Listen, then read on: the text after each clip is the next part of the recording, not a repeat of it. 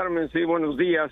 Ayer por la tarde, la oficina de la jueza Sharon Coleman Johnson dio a conocer que se postergaba para este viernes 11 de julio a las 11 de la mañana la audiencia de declaración de culpabilidad de Ovidio Guzmán López, que está programada para el día de hoy. Y esto, Carmen, sin duda le agrega un tono de suspenso a lo que hemos venido platicando sobre el hijo de Joaquín, el Chapo Guzmán Loera. Y bueno, no hay simplemente alguna explicación de este cambio. Todo parece indicar que es un tema de horarios en la corte, de la jueza de compromisos, y será hasta este viernes a las 11 de la mañana. Y como siempre, los cambios a las audiencias judiciales a nivel federal se hacen de último minuto, Carmen, y ayer justamente por la tarde platicaba con algunos colegas, unos que se trasladaron desde México y otros de otros estados de la Unión Americana para cubrir este evento, y pues todos nos quedamos con que te vas a quedar el viernes a la audiencia, y en mi caso, lamentablemente no podré, Carmen, tengo un compromiso ineludible el mismo viernes, y pues estaremos al pendiente de todos modos de lo que ocurra, que aunque ya lo hemos platicado a detalle en qué consistirá la sesión, pues era simplemente para estar presentes en ese evento al momento que Ovidio Guzmán se declarara culpable y que los fiscales le informaran a la jueza Coleman Johnson del acuerdo de cooperación para que así no lo sentenciara inmediatamente tras declararse culpable del narcotráfico a cadena perpetua. Así es que el suspenso se pasa para el viernes, Carmen.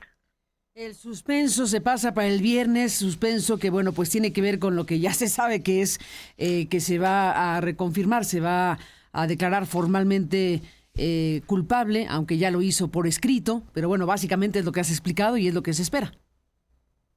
Sí, no es otra situación. Aquí la jueza tiene que dar fe de la declaración y del acuerdo de cooperación que le notificarán los fiscales del Departamento de Justicia, porque, insisto... Oye, pero la escena es la escena, ¿no? O sea, el tema aquí es que sí, es la escena, ¿no? El momento, lo que suceda, es muy relevante en términos de el seguimiento de las cosas, porque al final, aunque no digo que solo sea eso, porque no es solo, sino es importantísimo, pero digamos la escena, el momento, la forma en que ocurran las cosas va a ser muy relevante narrarlo.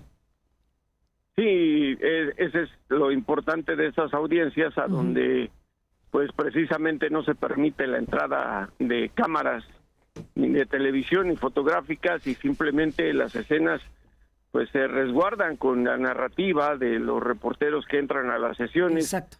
Y si es que llega algún dibujante también, que son los únicos que se tienen autorización para entrar a las audiencias, como en este caso de un caso criminal. Y bueno, esa es la situación, y creo que pues sí, retratarla aunque sea con palabras o letras es importante por lo que significa, y lo platicamos ayer ampliamente. Estamos hablando del caso de un narcotraficante, no del tamaño de su padre ni del Mayo Zambada, pero que integraba la cúpula de mando de la fracción de los Chapitos, que fue de su padre en algún momento, y que ahora increíblemente pues estará cooperando con la DEA, con ICE, con todas las agencias federales de Estados Unidos, para justamente intentar este gobierno, desde la Unión Americana y en cooperación con México, desmantelar a la fracción de los Chapitos, la traición a sus hermanos Iván Archibaldo y Jesús Alfredo, y obtener información de la narcocorrupción en México claramente, y de grupos antagonistas al cártel de Sinaloa, como es el de Jalisco Nueva Generación, sobre las rutas y movimientos de drogas, lavado de dinero, en fin,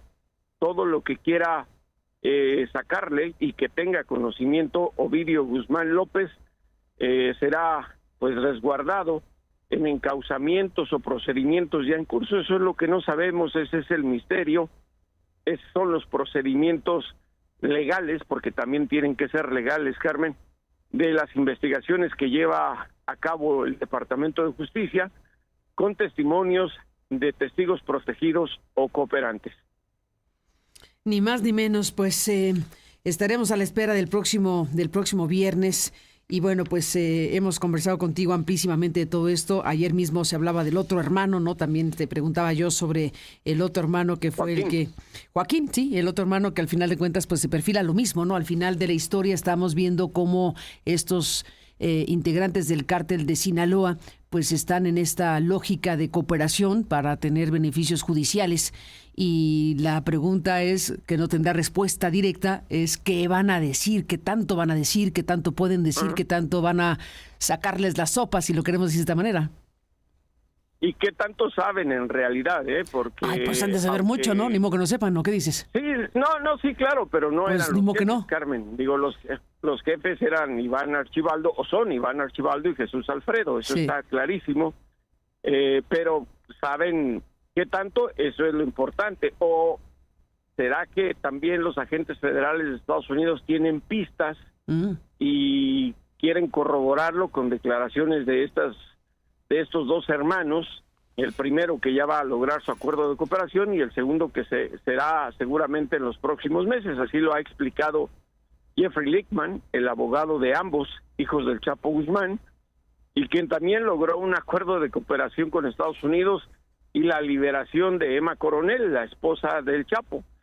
Entonces, Lichtman pues ya está con bastante experiencia en el caso del narcotráfico mexicano. Yo lo recuerdo cuando llegó a representar al Chapo a la Corte Federal del Distrito Este en Brooklyn, Nueva York, que no tenía la menor idea del narcotráfico en México, y así no lo hacía saber a los reporteros que estábamos ahí presentes. Cómo cambian las cosas, Carmen, cómo se transforman los abogados y empiezan a tener mayor conocimiento, relevancia entre los delincuentes, y pues si logra un acuerdo de cooperación, es lógico que gente como los hijos del Chapo, que es de suponer tienen dinero para pagarle los monumentos a alguien como Lichtman, lo busquen para lograr un acuerdo de cooperación. Ya se sabe el caminito este abogado. No, ya se ve que tiene experiencia muy sobrada. Sí, pues logró el acuerdo con Emma Coronel, aunque perdió el caso con el Chapo, eso hay que decirlo. Hay que decirlo. Claramente, porque su cliente fue sentenciado a cadena perpetua, más 30 años de cárcel, con la salvedad de que la DEA nunca le propuso al Chapo negociar absolutamente nada. No lo querían utilizarlo como para poner un ejemplo a los narcos, sí. Dime. Sí, no, ese es el gran tema, porque la pregunta es, ¿no le propusieron y él tampoco lo intentó? No sabemos. ¿O lo intentó y no le aceptaron para que se convirtiera en el gran trofeo ya en la cárcel de por vida? Esa es una pregunta que queda ahí en el aire, ¿no? Seguramente pudo haber alguna propuesta, nunca se hizo público eso, nunca lo dijeron los abogados, que eran tres, recordarás, Eduardo Valareso y Púrpura, ese gran abogado de Baltimore que resultó ser la estrella en el caso, en la defensa, pero pues de entrada, desde antes de que empezara el procedimiento judicial, los fiscales ya habían dicho que al Chapo no le iban a ofrecer absolutamente nada. Querían castigarlo con todo el peso de la ley como para enviar un mensaje, y es que tenían que hacerlo, Carmen. Imagínate el ridículo, si de por sí la guerra contra las drogas de la DEA está en ridículo, y después de haberlo colocado como el narcotraficante más peligroso. Sí, se hizo una celebridad, ¿no? Se construyó una celebridad criminal. Y luego hacer un negocio con él, pues imagínate. Y al Chapo los estadounidenses sí sabían quién era, ¿no? Y siguen sabiendo quién es el Chapo. Por esa razón, sus hijos tienen cierta fama por las series de televisión, las películas, los libros, lo que tú quieras, y por toda la difusión que le dio la DEA. Ayer justamente hablaba con un colega estadounidense por teléfono de este caso y me decía, oye Jesús, el Mayo Zambada, y le digo, pues el Mayo Zambada es sin duda el diamante más grande que tiene en manos la justicia de los Estados Unidos. Y me pregunta, ¿y por qué nosotros, los periódicos estadounidenses, los medios, no asisten a las audiencias? Y creo que la respuesta es muy lógica, Carmen. No tienen idea de cómo opera el narcotráfico en México y se dejan llevar por la narrativa de la DEA. Pues es que al Mayo no se le hizo esta campaña de celebridad, efectivamente. Aunque en México, pues sabemos desde siempre que es que fue el incapturable hasta que sucedió lo que sucedió. Ajá. Y bueno, pues el capo de capos, ¿no? El Mayo Zambada, en algún punto se da por sentado que es todavía más potente, más fuerte, más relevante que tengan al Mayo Zambada que al Chapo. Es la figura más relevante. La figura más relevante. El gobierno de los estados. Y sin duda por eso el trato que le están dando al proceso judicial en su contra. Le quieren sacar absolutamente todo, Carmen. Recordemos que la audiencia del próximo mes de septiembre, que también se calendarizó para esa fecha, tiene que ver con el procedimiento de saber si la defensa estaría solicitando, perdón, es en agosto, ya me hice bolas con tanta audiencia, la de septiembre, la de Rafael Caro Quintero, estarían solicitando la pena capital como posible castigo para, en caso de que haya juicio, que sabemos no va a haber. Eso es simplemente otro procedimiento de presión hacia Zambada García. Entonces, son las estrategias que tienen los fiscales, porque al mismo tiempo, recordarás, hice la narración en tu programa el día de la audiencia, la última que hubo, Frank Pérez, su abogado, dijo, estamos negociando, y los fiscales también lo dijeron ante el juez Brian Cogan, que no es cosa menor ese juez, Carmen. No. Con él sí, bastante cuidado. Sí, es el juez. Es el juez, es el que tiene los casos más importantes. Totalmente. Nada más y nada menos. Totalmente de acuerdo, pues veremos el próximo viernes cómo van ocurriendo las cosas, veremos pues a las personas que puedan asistir de medios de comunicación efectivamente a la audiencia para que puedan narrar cómo fue pues el momento, la circunstancia, cómo es que el juez o la jueza le planteé, ¿no? Que si sostiene su primera declaración, que dijo que era inocente, y pues dirá que no, que se va a declarar culpable, ¿no? Ese es el punto crucial de lo que va a pasar el viernes. O sea, va a cambiar su posición, va a decir, oiga, no, jueza, no, sí soy culpable. Ese es el punto. Sí, la lectura es más, estoy casi seguro, Carmen, que ya no le va a preguntar de esa manera, simplemente es decirle, porque ya fue notificada del documento que firmó el 30 de junio respecto a la Corte del Distrito Sur de Nueva York de declaración de culpabilidad. Simplemente me imagino que el procedimiento va a ser, fue muy similar con el caso del Vicentillo, Carmen. Era otro juez, pero bueno, se le lee y le dicen los cargos son estos, ¿cómo se declara usted? Y ahí tendrá que declararse culpable. Y repito, inmediatamente los fiscales le notifican a la jueza que hay un acuerdo de cooperación. Porque si se declara culpable y no le dicen que hay un acuerdo de cooperación, lo que corresponde es que inmediatamente la juez lo sentencie.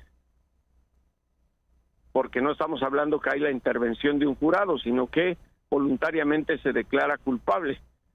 Y voy a poner este ejemplo para entonces, que la auditorio... ¿la sentencia es pronto? O sea, la sentencia tendría que ser inmediata, si no intervienen los fiscales para decirle a la jueza, hay un acuerdo de cooperación. Entonces, ahí la jueza, en lugar de dictar sentencia, le pregunta al acusado, ¿está usted de acuerdo en cooperar con el Departamento de Justicia, los fiscales? Y él tendrá que decir que sí, y ya no se dicta sentencia inmediata. Sí, no se espera, sí, totalmente. Sí, porque si no tendría que dictar sentencia. Ahí Mira, mismo. voy a poner este ejemplo rápido. Sí, ahí mismo. Juan García Ábrego, recordarás, que también fue el gran capo de capos en su momento, el fundador del Cártel del Golfo. No había todo eso de internet, no había tanta promoción al tema del narcotráfico en México. Éramos 5 reporteros los que estuvimos en la Corte Federal en Houston, en una de las audiencias del juicio, y no recuerdo si era la 4ª o 5ª. Estaba todo empezando. Y él le había dicho al juez que no hablaba inglés. Y empiezan los cuestionamientos y los fiscales empiezan a hablar de nombres de policías federales en México. En ese tiempo era la Policía Federal, la Judicial Federal. Y salen 3 nombres y de pronto se levanta Juan García Ábrego y dice, I'm guilty. Y el juez le dijo, what?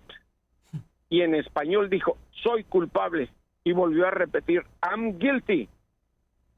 Y el juez, enojadísimo, sus abogados quisieron intervenir y el juez le dijo, nuevamente, ¿se declara usted culpable? Sí, I'm guilty. Inmediatamente el juez le dictó sentencia, 7 cadenas perpetuas. Uf. ¿Y qué habrá pasado con el personaje? ¿Por qué hizo eso? Pues está en Florida, pues porque eso fue lo que, ya no recuerdo todos los detalles que dijeron sus abogados a la salida, Carmen, pero estaba claro que él no quería, era un capo a la antigua, no quería convertir su juicio en un escaparate de información sobre la narcocorrupción en ese momento en México o del procedimiento del mismo cártel del Golfo, que después ya sabemos en lo que se convirtió. Supongo que esa fue la decisión que tomó él, porque no es el primer caso, ¿eh? También el Mochomo de los Beltrán Leiva en Washington, en una audiencia, también estuve presente, él se declaró culpable e inmediatamente el juez lo sentenció a cadena perpetua. De inmediato. Y ahí sí quedó claro, y ahí sí quedó claro que él, no, que como dijo, no voy a ser un chivato, una cosa así, fue lo que dijo en español. No voy a colaborar, así que a la cárcel. Sí. Así que pónganme la sentencia. Y además no lo habían, no le habían ofrecido tampoco al Mochomo un acuerdo de cooperación, porque tampoco supongo que él desde un principio lo había rechazado. Entonces digo, ya de inmediato me declaro culpable y que se acabe esto. Sí, y así te digo que así fue con lo de García Ábrego. Lo recuerdo perfectamente cómo se levantó y dijo, I'm guilty. Primero en inglés y luego soy culpable. Y el juez, pues se endiabló, diríamos así, se enojó, 7 cadenas perpetuas. Qué impresionante narración nos estás haciendo, Jesús Esquivel, de este caso, sí, de uno de las figuras más importantes del narcotráfico en México, Juan García Ábrego, este personaje que efectivamente pues tuvo este proceso y lo que estás contando aquí, 11 cadenas perpetuas. 7. Yo tenía también el dato de 11, pero bueno, 7 cadenas perpetuas. Estamos hablando... 7 cadenas perpetuas, sí. Estamos hablando de un caso. Esto no lo imaginamos con Ovidio, ¿cierto? No. Con Ovidio va a colaborar. 5 o 7 años. 5 o 7 años. 5 es lo que recomiendan siempre los fiscales. Pero imagínate este muchacho, ¿cuántos años tiene Ovidio?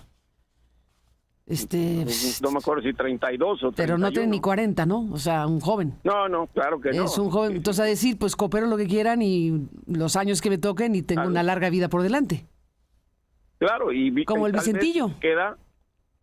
Es que ese es el tema, Carmen. No sabemos todavía cuál es el estatus que le van a dar en el acuerdo de cooperación, si de protegido o cooperante.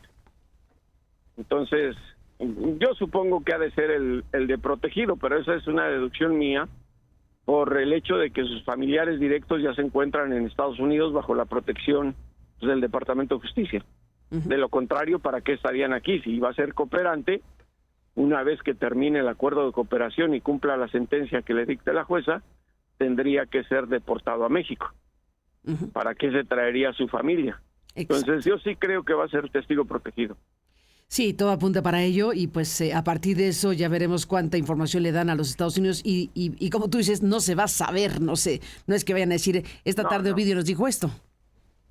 No, eso nunca se sabe, Carlos. No, eso nunca se sabe, aunque nos encantaría saberlo, por supuesto, porque a ver, imagínate, imagínate lo que pueden contar estos personajes del cártel de Sinaloa. Y tú dijiste hace rato, información del crimen mismo, del negocio criminal en general, pero la vinculación de narcopolítica, pues es uno de los filones que desde luego generan mayor expectativa. La narcopolítica y también, déjame agregar, el tema de el crimen organizado a partir de los circuitos financieros. No podemos olvidar que hace unas semanas señalaron a 3 instituciones mexicanas y las están señalando por lavar dinero o por posiblemente lavar dinero o por tener una preocupación grave sobre el lavado de dinero en el tema del fentanilo y el cártel de Sinaloa.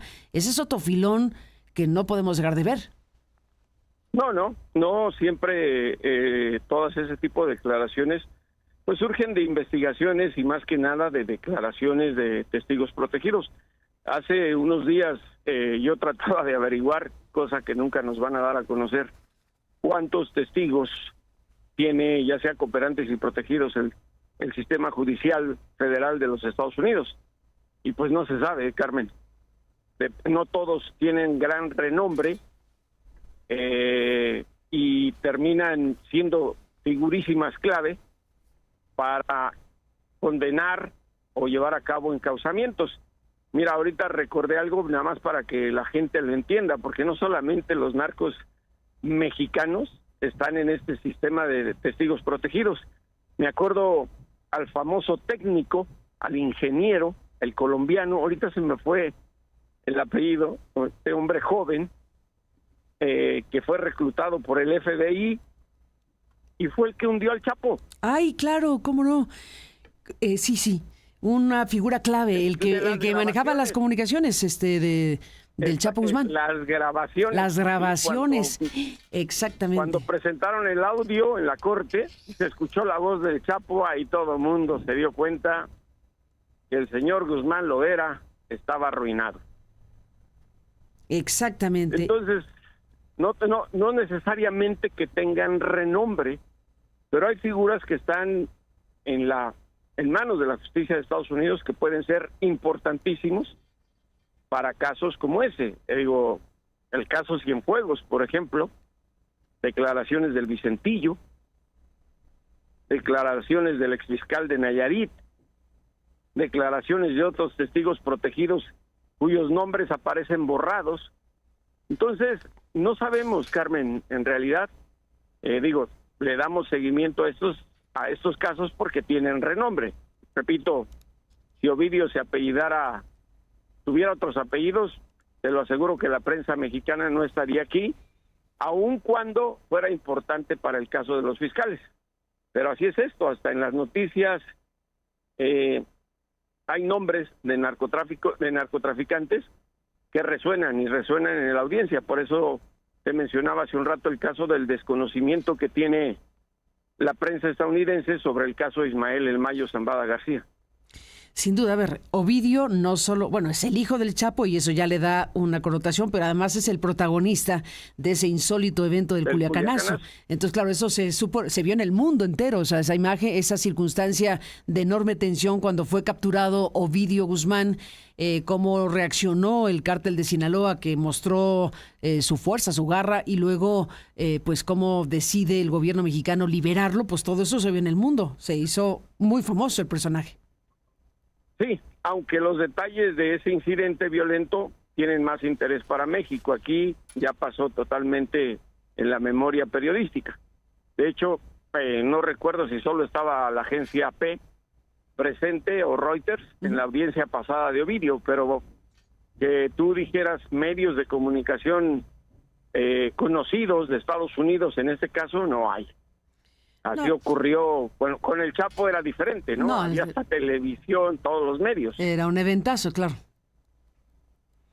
Pero bueno, digamos, esos son los filones periodísticos o de interés mediático que tienen estos personajes, unos más que otros, etcétera. Más allá de eso, que es pues parte de la cobertura y de lo que está sucediendo, aquí lo relevante es qué tipo de circunstancia puede suceder, entre otras cosas, en la relación México-Estados Unidos, en este tema que tiene que ver con los inmensos negocios criminales que impactan a los dos países y al mundo entero, porque el cártel de Sinaloa pues es literalmente una transnacional. Sí, esos son, ahora ya son grupos terroristas internacionales, acuérdate. Ahora calificados como terroristas. Que les dio Donald Trump, sí. E insisto, aquí hay que tener muy en cuenta las acotaciones técnicas, ¿no? Que Ovidio sí fue extraditado, su hermano no. Llegó de manera pues voluntaria o negociada, una entrega pactada, y tendrá otro trato judicial. En el caso de El Mayo, pues bueno, por eso están solicitando la pena de muerte, aparentemente, pues porque no fue extraditado. Y recuerdo que también, aunque no estaba la pena de muerte en ese tiempo, porque no se les ponía la etiqueta de terroristas, a Juan García Ábrego le echaron las 7 cadenas perpetuas y había un atenuante, él tampoco fue extraditado. No sé si recuerdes que el gobierno del expresidente Zedillo lo expulsó de México. ¿Lo expulsó? Cierto.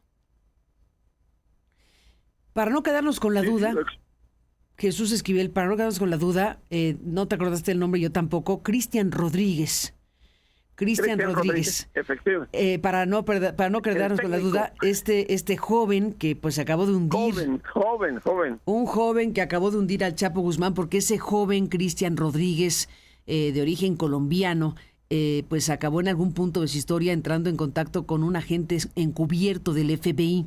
Y pues exactamente, entonces ahí la historia que ahora tú recordaste tiene que ver con este joven colombiano especialista en temas tecnológicos que pues lo contactó un agente encubierto del FBI y se hizo pasar como si fuera un criminal ruso, etcétera, y logró entrar en contacto con él y al final de cuentas se convirtió Cristian Rodríguez, este joven que le había desarrollado un sistema de comunicaciones al Chapo Guzmán. Pues las comunicaciones encriptadas, acabó siendo pues su factor de hundimiento principal, porque era el que tenía todo lo que hacía el Chapo. Y más que nada, la grabación que lo hundió fue cuando con los hermanos Flores, Pedro y ¿cómo se llamaba el otro? Ya han pasado tanto tiempo. Bueno, los hermanos Flores de aquí de Chicago justamente, que también testificaron en el juicio. Cristian había grabado la conversación en donde el Chapo coordina con ellos la entrega y venta de un cargamento, bueno, pocos kilos de heroína. Y era justamente lo que quería escuchar el juez, que el jurado entendiera de lo que estaba acusado Guzmán Loera: conspiración para trasegar drogas, entre estas heroína, y ahí lo inundó. Esas grabaciones ya las tenía el gobierno de Estados Unidos, porque Cristian seguía con el Chapo en la sierra, ya siendo informante. El FBI lo reclutó, lo intimidó y trabajó con ellos, Carmen.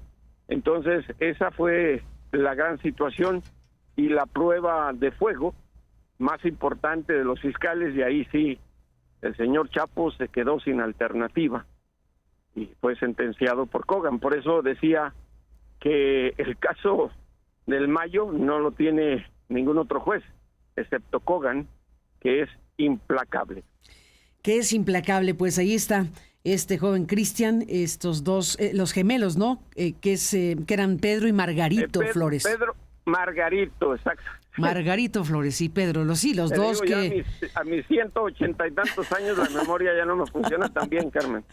Pero ya nos acordamos de los dos, de los tres personajes claves en el hundimiento del Chapo Guzmán, que al final de cuentas fue este juicio del que fuiste testigo directo al ser periodista, que tuviste posibilidad de estar pues en estas audiencias y todo lo que has podido compartir a lo largo de los años, y bueno, pues finalmente la sentencia a esta figura clave del cártel de Sinaloa. Ahora veremos qué pasa con los que faltan, con Ovidio el próximo viernes, veremos qué pasa con el señor Mayo Zambada, con el otro hijo del Chapo Guzmán, Joaquín, en fin, todavía falta historia que contar. Sí, sobre todo hay dos historias muy importantes y pendientes. Yo insisto, la de los Chapitos sí tiene relevancia, pero las más importantes por el contexto político e histórico de nuestro país y lo que en realidad tiene que ver con la narcocorrupción, están en Nueva York, Rafael Caro Quintero y Ismael El Mayo Zambada García. Y para cerrar, Carmen, si me permites, ahorita que mencionamos a Pedro y a Margarito Flores, ya están libres. Y eso que son estadounidenses, claro. ¿Ya están libres porque cooperaron? Sí, ya están libres. De hecho, hace poco algunos colegas me decían, no, y a Pedro le encanta platicar con la prensa. Ah, ¿qué tal? Ahora que ya están libres. Pues colaboraron con la DEA directamente, ¿no? Sí, con la DEA. Con los fiscales, pues, pero es la DEA. Es la DEA. Pues así es la historia de los criminales y de estos negocios multi-archimillonarios. ¿No? Y de la hipocresía del sistema judicial de Estados Unidos. Digo, recuerdo rápidamente, no tengo en mente precisa quién de los dos, si Pedro o Margarito, pero incluso narraron en el juicio, los tenían ya cuando estaban cooperando en un hotel en Washington o cerca de Washington, creo que en Virginia, no recuerdo dónde, y no les permitían que tuvieran pues mucho contacto físico con sus esposas, que por cierto ya ni son sus esposas. Y en un descuido que tuvieron, que nos estaban cuidando, pues no recuerdo si fue Pedro o Margarito, pero hasta embarazó a su esposa, que fue bastante cómico cuando lo narraron allí en la corte. Pues sí, porque estaban impedidos de tener contacto con alguien y lo tuvieron. O lo tuvo uno de los dos. Bajo la vigilancia de agentes federales, imagínate. Imagínate nada más, pues es parte de las historias que nos compartes, Jesús Esquivel. Seguimos hablando como siempre. Gracias por estar aquí esta mañana. Buenos días y buen regreso.